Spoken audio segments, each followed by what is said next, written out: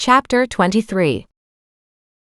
Not knowing how much time she had before Mac returned, she grabbed her coffee and led the way to the spare room, with her 3-animal family following close behind.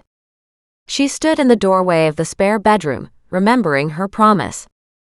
No matter how she looked at it, she couldn't go in there. So the boxes would have to come out.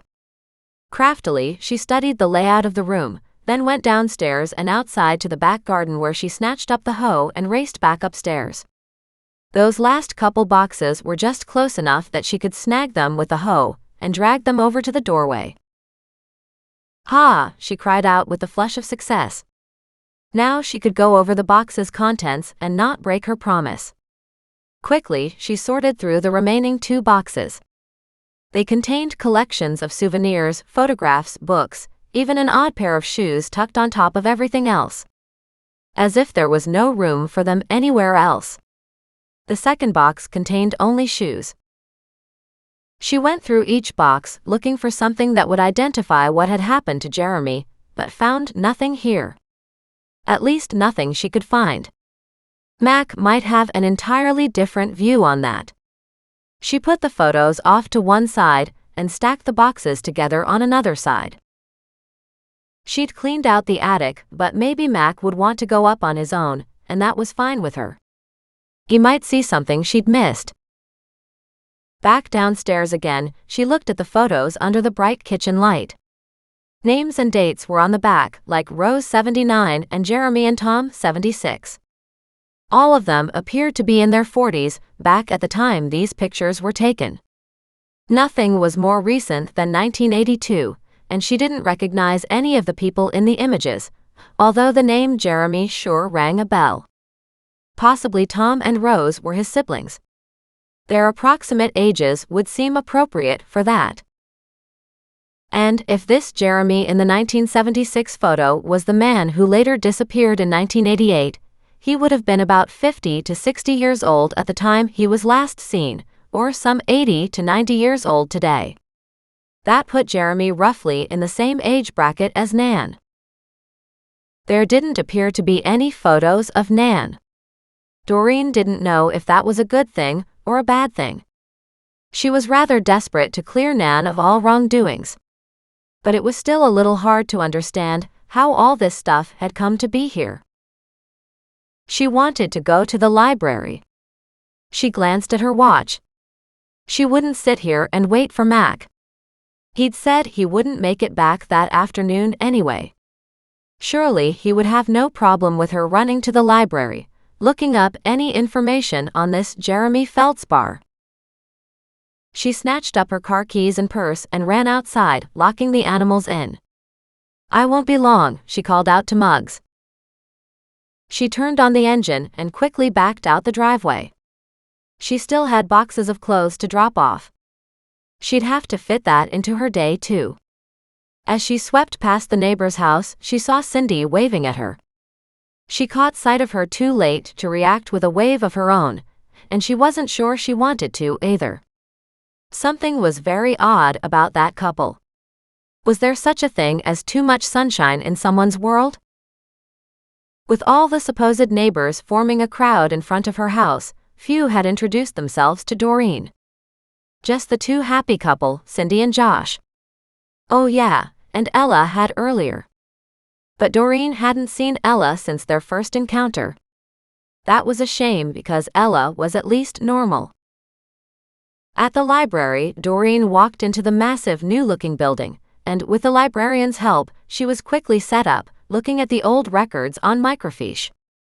She went back to the early 70s, the same years as documented in the photos, searching for anything on Jeremy Feldspar in the newspapers. Then she did a search for her grandmother, from approximately age 20. Her Nan wasn't exactly forthcoming about her actual age until Jeremy went missing, so covering the 30 years from about 1958 to 1988. She found the odd mention of Nan, who was always very active in community events. So her name came up a couple times. But never in relation to Jeremy. The only time Doreen saw Jeremy's name was in an article about a court case, where he was suspected of killing his mother in the 70s, as mentioned in the newspaper clipping found in the envelope taped under the spare bed. She read this article thoroughly, just in case it had any additional information. But it appeared to be a rehash of the same material. She searched other newspapers, hoping to find other mentions of him, but found very little. Back then, the local newspaper ran more human interest stories. She looked through the rest of the years, the 1970s and early 1980s, but she didn't find anything more on Jeremy or her grandmother. Doreen closed down the machine, picked up her notepad, and went to the librarian. "Excuse me. Are there any other resources that would allow me to track down somebody here?" "Did you check the obituaries?" asked the librarian, Linda Linkett, according to her name tag. "We do have a long list of those." With the librarian's help, Doreen brought up the obituary list and checked through the late 80s and into the late 90s, but no mention of Jeremy was found anywhere. After thanking the librarian, she got in her vehicle and returned home. As she pulled up, she saw Mac pounding on her front door. She got out and said, "It's only common sense, but if my vehicle is not here, I'm not here." She climbed the front porch steps to join him. He glared at her. "Why weren't you here?" "Because I was at the library, looking for information on Jeremy Feldspar." He fisted his hands on his hips, and his glare didn't diminish one bit. She glared back as she unlocked her front door and let him inside. "You can rest easy," she said. "I didn't find anything." "And how stupid is that? What did you expect to find? A line saying, 'Jeremy Feldspar was murdered by your neighbors.'" She shot him a look and said in a dark voice, "You wouldn't joke about that if you had met them." She headed to the kitchen, scooping up Goliath as she went. She gave him a great big hug and a cuddle, and placed him on the kitchen table. She had left the coffee maker on. She stared at it and wondered if that was a fire hazard, then shrugged. She hadn't been killed by it yet. She refilled her coffee cup, filling one for Mac. She turned to look at him. "What did you find?" In a cool voice he said, "Remember, this is police business and it's confidential?" She stared at him in outrage. "If you want any information from me, I give it to you." In a casual movement, she tossed her notepad on top of the photographs on the table. If he wasn't sharing, well, neither was she. But she had never been any good at lying. "What did you find?" he snapped. She gave him an innocent look and smiled. "What makes you think I found anything?" He snorted and settled into his chair. "You look guilty as hell." When Thaddeus hopped up on the kitchen table, Goliath jumped down and stalked off. She stroked Thaddeus's feathered neck, but he cocked an eye at her and said, "Liar. Liar." She glared at the bird. "I don't need any comments from the peanut gallery, thank you very much." Mac leaned forward and glared at her. "What did you find?" She leaned forward and shoved her face into his. "None of your business." He let out an exasperated sigh. "Are we back to that again? You really want me to get a warrant, search this place from top to bottom?" "It might be best," she said. "I keep finding stuff. I don't know if I found all of it, or just part of it." "What did you find? You went through the rest of those boxes, didn't you?" He roared. "After you promised not to go back in there." She gave him a flat stare and said, "I didn't go in. I pulled the boxes out into the hallway." He snorted. She lifted her chin. "Besides, no harm done. They were mostly full of shoes." "Both." The other was mostly full of knickknacks. "Anything else?" he asked suspiciously. Just then, Thaddeus walked between the two of them. He gave her that look again, as if waiting for her to open her mouth. She glared at the bird. You don't know anything. He made a funny cuckooing sound. She had never heard it come out of him before. Then he did it again. The bird constantly surprised her. If only that bird could really talk, Max said. I imagine he would have quite the story to tell. Especially since so many activities would have been done in and around him while he was here. He would have seen and known what was going on, she admitted. Like what you've done today? Max snapped.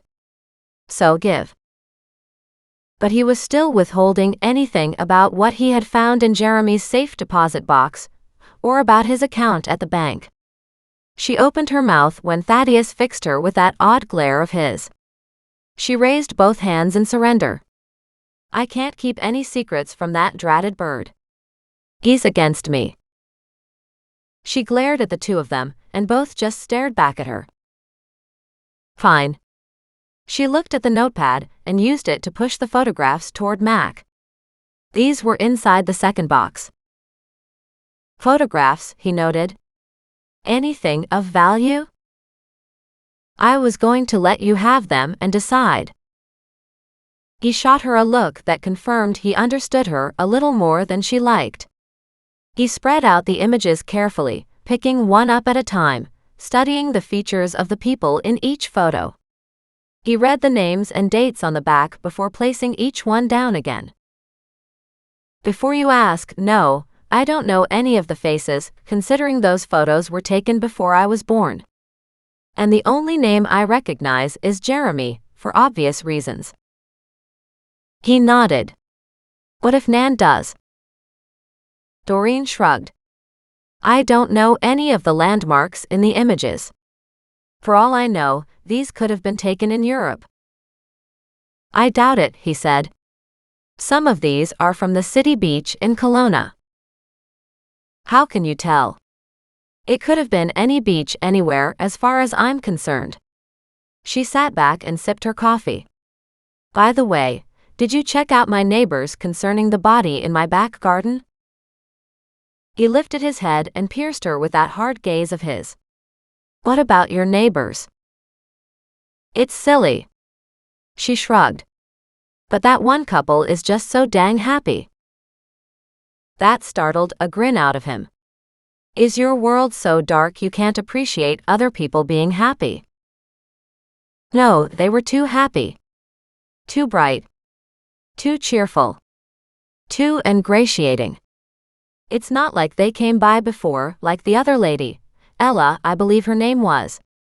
She was at least normal. You've barely been here 3 days yet. Isn't there a rule about waiting at least 72 hours after a newcomer moves in, before you welcome him to the neighborhood? So they have a chance to settle in, unpack some boxes? She shot him a flat stare. I have no idea.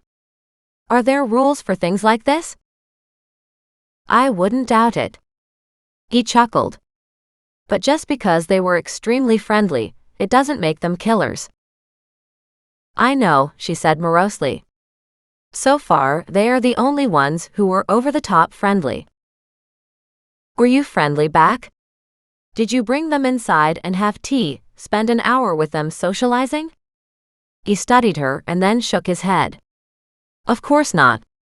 You probably stayed in the doorway, not even letting them get comfortable on the front porch.